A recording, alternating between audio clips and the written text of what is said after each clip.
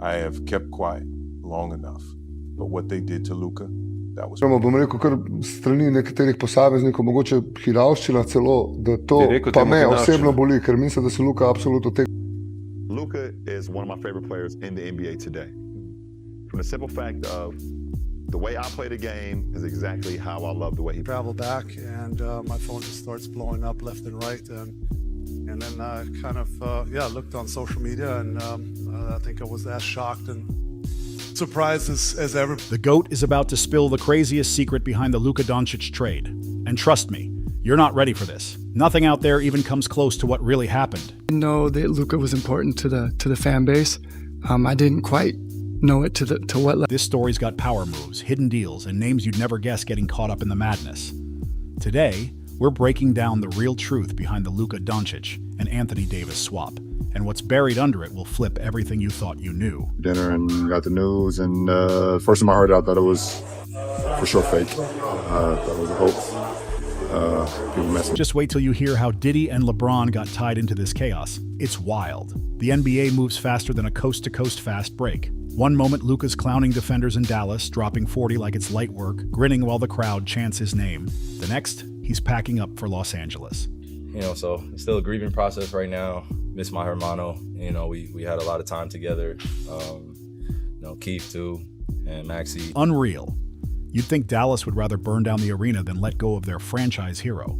But this is the NBA. Loyalty sounds poetic till the salary cap hits like a punch to the ribs. Suddenly your star isn't family anymore. He's a trade asset. I want Luka to the Lakers. I want Jokic to the Knicks. I want all the Europeans to go to all the big... When news dropped that Luka Dončić was heading to the Lakers for Anthony Davis and 2 first-round picks, the league didn't just react. It exploded. Shams Charania dropped the bomb first, and within minutes, ESPN, Bleacher Report, and every Hoops podcast alive went off like fireworks. That the Lakers got Luka. I was like, haha, yeah. Yep. And literally, and he goes, they're trading AD for Luka, and I was like, you. Social media turned into a digital street fight. Fans called the Mavericks out of their minds, while others screamed the Lakers were doing what they always do, stealing superstars. It felt impossible, but deep down you could sense it coming. If you were paying attention, you saw the storm brewing. It hurts me, but I'm happy for him that he's going to be able to go out there and be in LA and get to try to achieve his dream of winning. Rumors were leaking from inside the Mavs' front office. Whispers about Luka wanting more control, getting tired of Coach Kidd's same dry rotations, and those interviews where he looked like he didn't even want to be there. Luka, straight up. Don't let Diddy's world pull you in. One of your teammates already. The Kyrie extension was supposed to be the fix, but that duo, man, it never fully clicked. The chemistry was like oil and water, entertaining, but messy. Dallas didn't look broken. They looked drained, not because of Luka's game, but because of the tension that came with it. And still, moving him? That's nuclear-level desperation. Luka wasn't just their best player. He was Dallas. This market in the world for sports. He carried that city through every playoff grind, every buzzer beater, every heartbreak season. When the roster looked mid at best, Luka made Dallas matter again. Plain and simple. Even his teammates couldn't stop showing love. Derek Lively said, Luka made everybody better just by the gravity of his game. Luka Dončić get traded at this age, mid-season. Yes, NBA is a wild place, man. If he can get traded, then anybody's up, Derek Jones Jr. went even deeper, saying Luka's ability to read defenses made you want to level up. Those quotes hit different now. They sound like farewell letters to a king who left a hole nobody can fill. But don't get it twisted. This wasn't some random midnight trade call. Sources close to the Lakers front office said this deal had been cooking for months. Quiet calls, late-night meetings, luxury tax math, and that growing fear. Life after LeBron was coming fast. And let's be real, Anthony Davis wasn't showing he could carry that torch alone. His health was shaky, his numbers dipped, and every time he sat out, the Lakers looked lost. Is it important that you now have a Defensive Player of the Year candidate in Luka?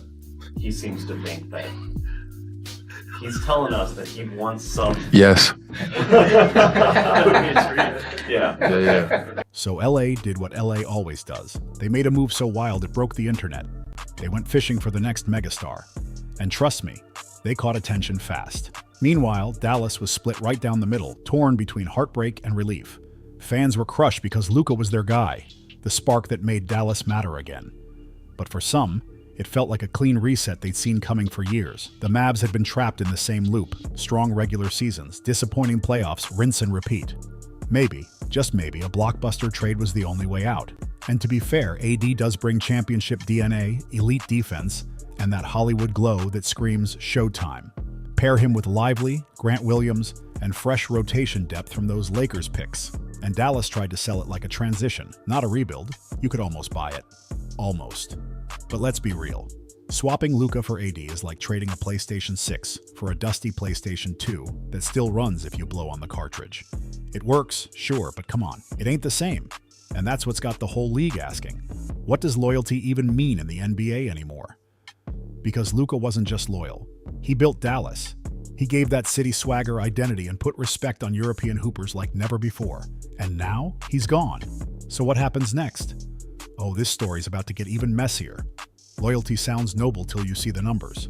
It doesn't fix cap space, and it sure doesn't calm down a front office that's stressing over luxury tax math. That's the cold business side fans rarely see. The part where emotion gets benched and calculations take the court. Teams don't wait anymore. If they feel tension, they move. If the books start bleeding, they move. No emotions. Just ruthless timing and cold-blooded numbers. The Luka trade wasn't a failure story. It was a math problem. Dallas didn't trade him because he disappointed them. They traded him because the spreadsheet said it made sense. The timing hit perfectly, the stars aligned, and both sides were itching for a reset. But here's the wild part. It's almost poetic. Luka wanted more control. Dallas wanted structure, and somehow, both got what they wanted, just not in the way they imagined. Now Luka stands as the face of this new NBA, a superstar who didn't torch bridges or throw tantrums.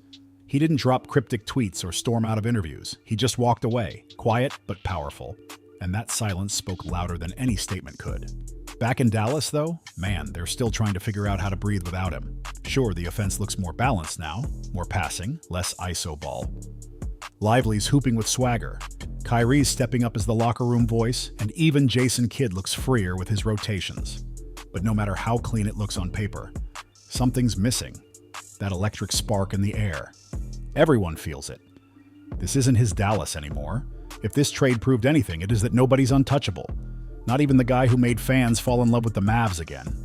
But just when it seemed like the chaos had finally cooled down, boom, the real drama started. Because if the trade was shocking, the press conference after was an absolute PR nightmare. Nico Harrison, the Mavericks GM, had to face the cameras. And man, it was rough. He walked in looking like he didn't realize the storm he was walking into. He tried to talk about long-term vision, roster balance, and cap flexibility, but fans weren't hearing any of that corporate talk. What they heard was a man trying to explain away the loss of their basketball soul.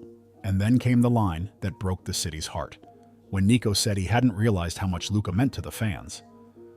That single sentence hit like a punch to the chest. It made it crystal clear they didn't understand what they had until it was gone.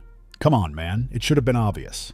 Luka was Dallas, from murals downtown to every packed arena, from his rookie debut to every game-winning shot that made the crowd lose its mind. He wasn't just the face of the team, he was the heartbeat. So when the man in charge admitted he didn't grasp that connection, fans went ballistic. Nico tried to stay calm and keep it polished, but his clean corporate tone felt cold, distant, and totally disconnected. That's where Dallas fumbled hard. Not the trade itself, but the emotion. They completely underestimated the heartbreak, the loyalty, and the passion fans had poured into Luka. The deal might have been business on paper, but the way it rolled out, that robotic delivery, that lack of empathy, turned what should have been a standard rebuild move into a full-blown media inferno. Fans didn't care about balance sheets or long-term flexibility. It wasn't just about losing a player. It was about losing the player who gave Dallas hope. Luka's father even jumped into the fire, blasting the Mavericks publicly for keeping fans in the dark. And that made everything explode even more. The whole thing spiraled out of control. Fans were raging online, media outlets tearing apart every word from the front office. Analysts were calling it the coldest trade since KD left OKC. By that point, it was clear. Dallas was scrambling to clean up a mess they didn't even see coming. The front office forgot one simple truth. How you say something can matter just as much as what you do. They wanted to sound calm and strategic, but instead they came off as cold and heartless. When Nico tried to admit he misjudged Luka's impact, it didn't sound humble. It sounded like guilt. Fans weren't buying the PR talk anymore. Nico standing up there acting like he didn't know how much Luka meant to Dallas? Man, that was beyond tone deaf. Overnight, the energy in Dallas flipped. Heartbreak turned into straight-up anger. And soon the rest of the league started buzzing. Because trades like this, they never stay quiet for long. The fallout was about to get even uglier. Once the official statement dropped, chaos hit instantly. Everyone had something to say. Ex-players, podcast hosts, TikTok analysts, even that one guy still screaming, Dallas should have kept Porzingis. The entire NBA community was boiling over like a pot left on high heat. You could feel it, that tense energy before everything blows. And when it did, it was wild. LeBron James was the first big name to react, and the irony couldn't have been more poetic. This is the same man who once flipped the entire sports world with the decision back in 2010. LeBron knows exactly what it's like to shake a league with one move. At first, he literally thought the Luka trade was fake. No joke.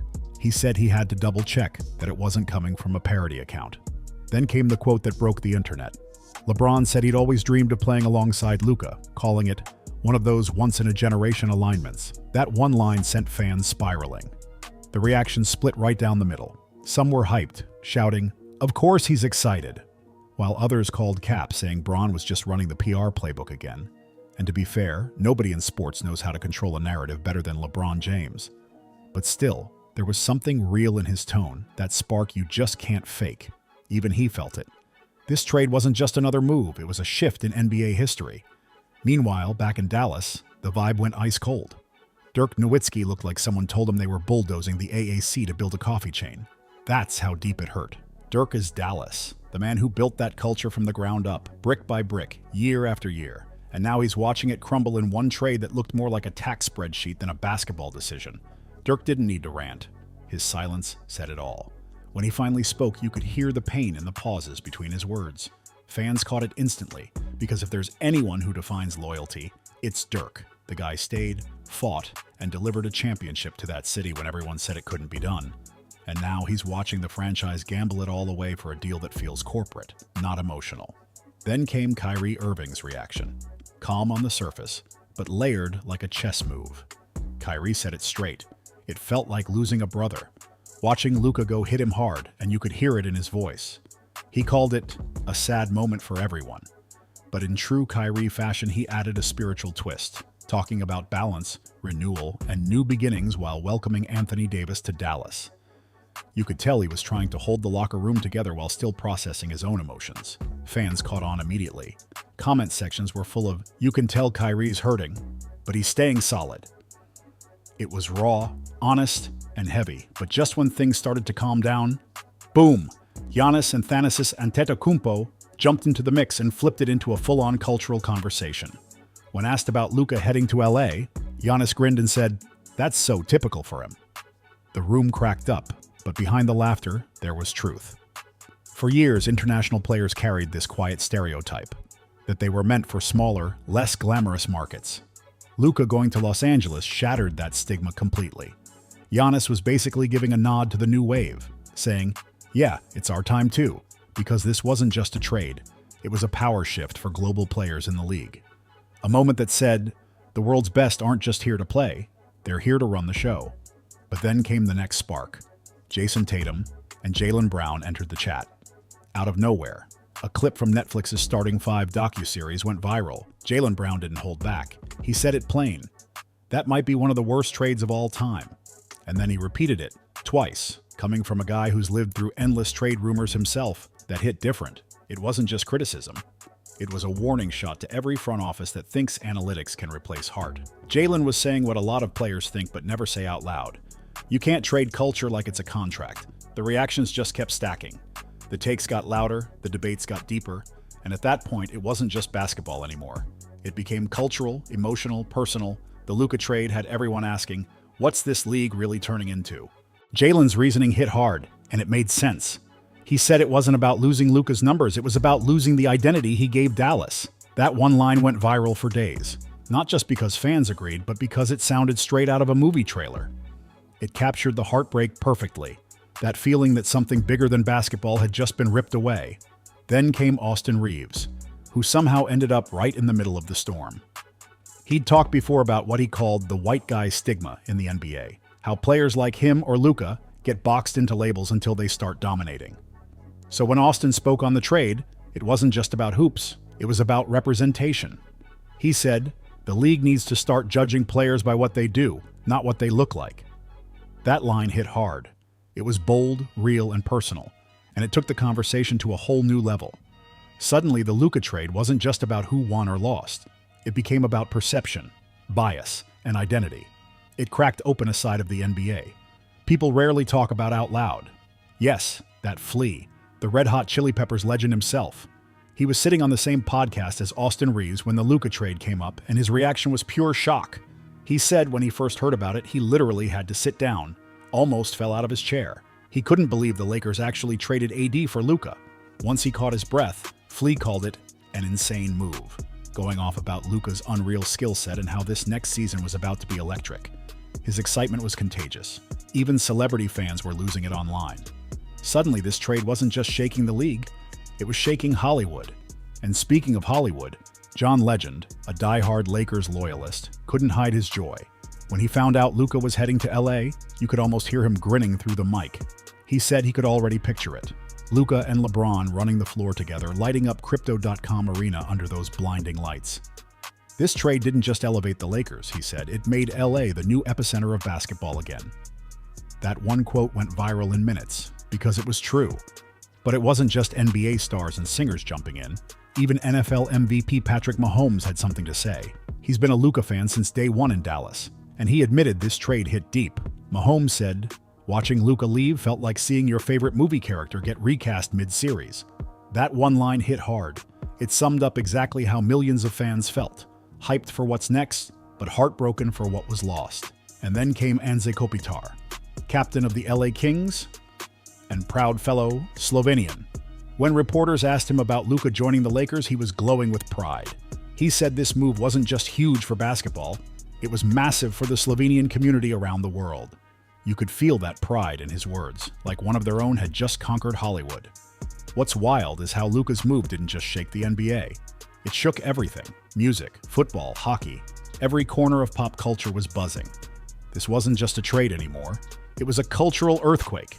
But right when the noise was at its loudest, one voice cut through the chaos. Michael Jordan. And when MJ speaks, the whole world stops to listen. His comment flipped the entire story upside down. Out of nowhere, he dropped a cryptic line. "Welcome to Diddy's world, young fella. Just remember, one of your teammates already lives there." Boom! The internet exploded. Fans lost their minds trying to decode it. Every post, every thread, every podcast. Everyone was asking the same question. What did MJ mean by Diddy's world? Some people thought it was a jab at Hollywood, a shot at the fame, the parties, the cloud chasing that's taken over the game. Others believed it was way deeper, like MJ was drawing a bold line between the old school grind or die mentality and this new era where fame moves faster than fundamentals. There's always been that icy kind of respect between MJ and LeBron, but let's be real, no real friendship. So when MJ dropped that line, "One of your teammates already lives there," everybody knew who he was talking about. It was a shot, no doubt about it. Subtle but sharp, dripping with shade. When MJ said it to Luka, it didn't sound like friendly advice. It felt like a warning. Like he was saying, don't let Hollywood chew you up and spit you out. Don't become LeBron 2.0. And that's where the story started getting messy. Because not too long ago, LeBron was Luka's biggest supporter. The same guy who called their pairing a once-in-a-generation alignment. But now MJ's words had everyone side-eyeing that relationship. Was LeBron's excitement really about basketball? Or was he trying to pull Luka deeper into that so-called Diddy circle? Whispers started spreading fast. Talk about a secret network of celebrity power, influence, and luxury, where the lines between the game and the fame blur like crazy. Nobody had solid answers, but the rumors were getting louder by the day. The story was spinning out of control, and it was about to take a turn nobody saw coming. So now comes the real question. What does this entire trade saga mean for Luka Dončić's spot in the NBA hierarchy? Because let's be real, this isn't just about what team he's suiting up for. It's about legacy. It's about leadership. It's about how the world sees him, not just as a player, but as a global icon. Before the chaos, before the Hollywood headlines and all the noise, Luka had already built the career most players dream of. From the moment he started turning heads as a teenager in Europe to his explosive rookie year in Dallas, Luka was different. He wasn't just good, he was a phenomenon. By his early 20s, he was stacking triple-doubles like trading cards, hitting step-back threes that bent physics, and dropping jaws with plays that made even veterans shake their heads in disbelief. Luka didn't just play basketball, he reinvented what it meant to be a young superstar. But then, boom, the trade drama hit like a meteor. Overnight, his story flipped from generational hero to global headline. Now, the conversations aren't just about stats or highlights, they're about loyalty, legacy, and what greatness really means in this new era of the NBA. Every analyst, every fan, every former player is asking the same question. Where does Luka go from here? Because now, the comparisons are stacking up. LeBron, KD, Kawhi, all stars who changed teams and rewrote their legacies. And now Luka's name is in that same group. The real question is, can he pull a LeBron and turn this into a legendary chapter? Or will fans see it as selling out too early? Even Jason Kidd has spoken on this exact kind of moment before. How the tug-of-war between team structure and player ambition can shape a career just as much as championship rings. And he's right. These power struggles decide who becomes an icon and who ends up a cautionary tale. Meanwhile, the media circus isn't slowing down. Analysts like Zach Harper and Steve Ashburner have been breaking down every possible angle. Harper said, if Luka thrives in LA's wild media whirlwind, his brand could explode to another level. We're talking international fame, huge sponsorship deals, maybe even movie cameos, all of it. But Ashburner pointed out the flip side. That same spotlight can burn hotter than the sun. He warned that every pass, every miss, every tweet, every facial expression will be magnified in a city that feeds on drama. In LA, one off night becomes a headline. One quote turns into a narrative. The pressure never sleeps. It just reloads. Even Dwayne Wade had to jump in on the conversation, saying trades like this aren't just about basketball anymore. They're about business, branding, and marketing all rolled together. The Lakers aren't just a team. They're the biggest sports brand on the planet. A player like Luka in LA doesn't just boost the win column. He boosts everything. Sponsorships, merch, jersey sales, ticket demand, social media engagement. Every single metric shoots straight through the roof when a megastar throws on that purple and gold. But now we've got to zoom out, because this isn't just a Dallas to LA trade. This is a statement. The league just reminded everyone that no one, and I mean no one, is untouchable. No superstar is guaranteed safety anymore. Even the most beloved faces of a franchise can wake up one morning, check their phone, and find out they're on the next flight to a new city. Devin Booker said it perfectly. Not everybody's claim is untouchable and untradeable. Then the NBA shows you again. Translation? If the right offer hits the table, even the legends you swore would retire in one jersey. Boom, they're gone. That's the new NBA reality. Cold, calculated, and unpredictable. And that shift changes everything. It changes how front offices think about loyalty, how players think about legacy, and how fans view the soul of the game itself. Even Kevin Durant, the ultimate realist, called the deal weird and said, the NBA's become a wild place. And honestly, he's not wrong. This move didn't just shake the league. It cracked the foundation of how we understand it. The NBA's always been dramatic, but this level of chaos? It's like the ground just shifted under everyone's sneakers. The ripple effects from this one deal could rewrite how the league operates for years to come. For over a decade, we've talked about super teams. Miami, Golden State, Brooklyn. Lineups stacked with stars chasing rings. But this era? It's different now. It's not just about building elite rosters. It's about surviving in a world where loyalty, money, and market power are constantly colliding. Teams are getting faster, smarter, and way sneakier with their moves. And the players? They're thinking bigger too, about brand power, legacy, and leverage. Luka's trade isn't just another breaking news alert, it's the spark that could reshape the entire NBA over the next decade. Expect new alliances, wild power plays, and whole new ways for players to take control of their destiny. The NBA of 2026 might look nothing like what we know today. New kings, new rivalries, new storylines. And if one thing's certain, it's this. The drama isn't slowing down. This league lives off chaos. It's wired into its DNA. So now the real question is, did the Mavericks just make the biggest mistake of the decade? Or did the Lakers pull off the ultimate super team heist? Let's talk about it. Drop your takes in the comments. Who's riding with Team Luka, and who still believes Team Dallas can weather this storm? And if you're hyped to see where this madness goes next, smash that like button, hit subscribe, and turn those notifications on. Because trust me, you do not want to miss what's coming next in this NBA roller coaster. The ride's only getting wilder.